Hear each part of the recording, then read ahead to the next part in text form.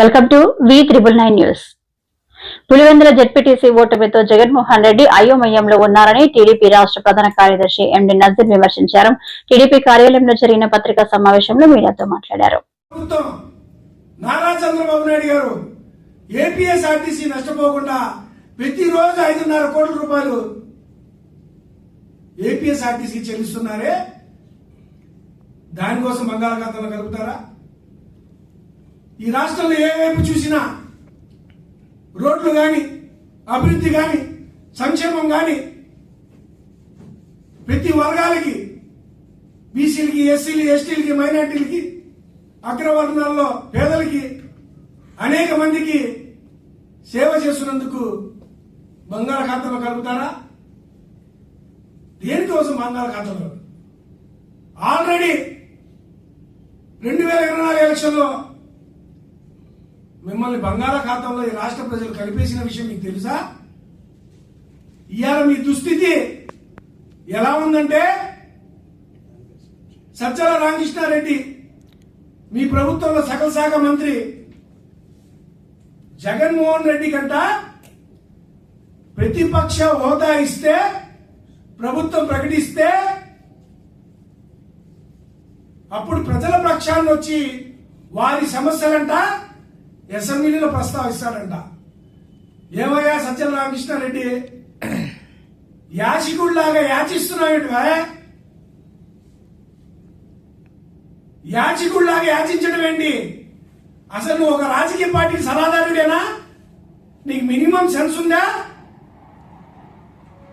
ఒక రాష్ట్రంలో ప్రతిపక్ష హోదా ఏ విధంగా ఇస్తారు?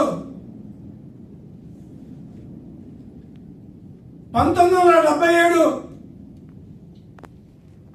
Opposition leader act, LOP, leader of opposition act అనే ఒక చట్టం 1977 నుంచి అమల్లో ఉంది. చట్టం నీ ఇంట్లో నా ఇంట్లో చేసింది కాదు, పార్లమెంట్ లో చేసినాయి. చట్టం ఏం చెప్తుంది?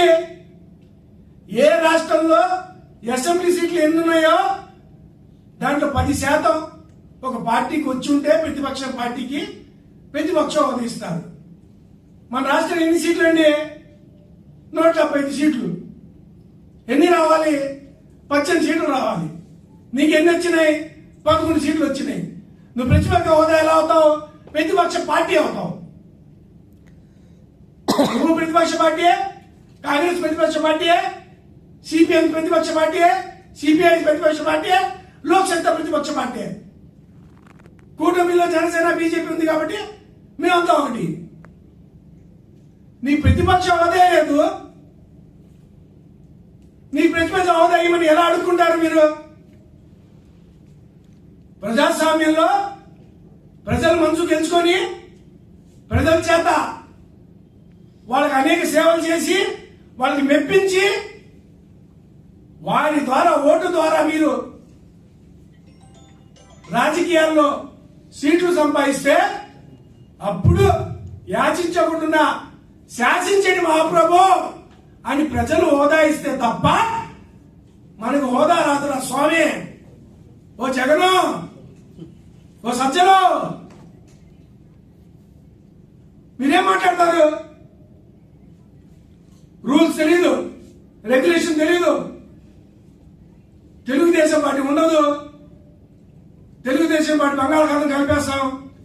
చంద్రబాబు నాయుడు గారు ఉండరు, లోకేష్ గారు ఉండరు. ఏంటి ఉండరు? అసలు నీ పార్టీలో కార్యకర్తలు ఎక్కడ ఉన్నారు? అక్కడ చూసుకో. నీ మాజీ ఎమ్మెల్యేలు ఏమయ్యారు? నీ మాజీ ఎంపీలు ఏమయ్యారు? నీ మాజీ మంత్రులు ఏమయ్యారు? నీ మాజీ సలహాదారులు ఏమయ్యారు? నువ్వు అడ్డం పెట్టుకొని వేల కోట్లు సంపాదించిన అధికారులు ఏమయ్యారు? ఇవన్నీ పరిస్థితి ఏంటి? రోడ్ షో చేసుకుంటున్నా జగను. అది కూడా ఎక్కడంటే పంచాయతీల్లో అంట. అంటే నువ్వేదో మోనార్కీ అనుకునేవాడిని, గతంలో నువ్వు ఈ రాష్ట్రానికి ముఖ్యమంత్రిగా ఉండి 151 సీట్లు వచ్చిన వాడిని 11 సీట్లకు పరిమితం చేసి పులివెందులలో రోడ్ షో చేసుకునే లాగా చేసిన పార్టీ తెలుగుదేశం పార్టీ. నారా చంద్రబాబు నాయుడు గారు అది తెలుగుదేశం స్థాయి. నీ స్థాయి ఏంటి?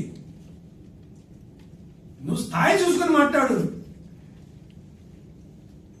రాజకీయాల్లో నాలుకని నోరుని అదుపులో వాడాలి. నోటికి వచ్చినట్టు ఏదో పదవిలు ఇచ్చారే మనకి, ఏదో ఆ పదవి మనకి ఇవన్నీ తెచ్చుకుంటుంటే అది మీ అవివేకం. రాజకీయాల్లో మాట్లాడేటప్పుడు సబ్జెక్ట్ తెలవాలి, వాస్తవాల మీద అవగాహన ఉండాలి. నేను మాజీ ముఖ్యమంత్రిను, నేను మాజీ సలహాదారును, నేను చెప్పింది జనాలు వింటారంటే అది నీ భ్రమ. వాస్తవంగా మనకి బలం ఉన్నా లేకపోయినా, మనకి ప్రతిపక్ష హోదా ఉన్నా లేకపోయినా, నిజంగా నీకు నీ పార్టీకి ఈ రాష్ట్ర ప్రజల మీద ప్రేమ ఉంటే, బడుగు బలిగిన వాళ్ళ ప్రేమ ఉంటే, లేదా నువ్వు గెలిచిన 11 నియోజకవర్గాల ప్రజల మీద ప్రేమ ఉంటే, వాళ్ళ సమస్యలు వచ్చి నువ్వు అసెంబ్లీలో మాట్లాడు, గడమెత్తు. అది చేవు. నా ప్రతిపక్ష హోదా ఏంటి, ప్రతిపక్ష హోదా ఏంటి? నువ్వేం చెప్పావా? చంద్రబాబు నాయుడు గారికి 23 సీట్లు వచ్చినప్పుడు అసెంబ్లీ సాక్షిగా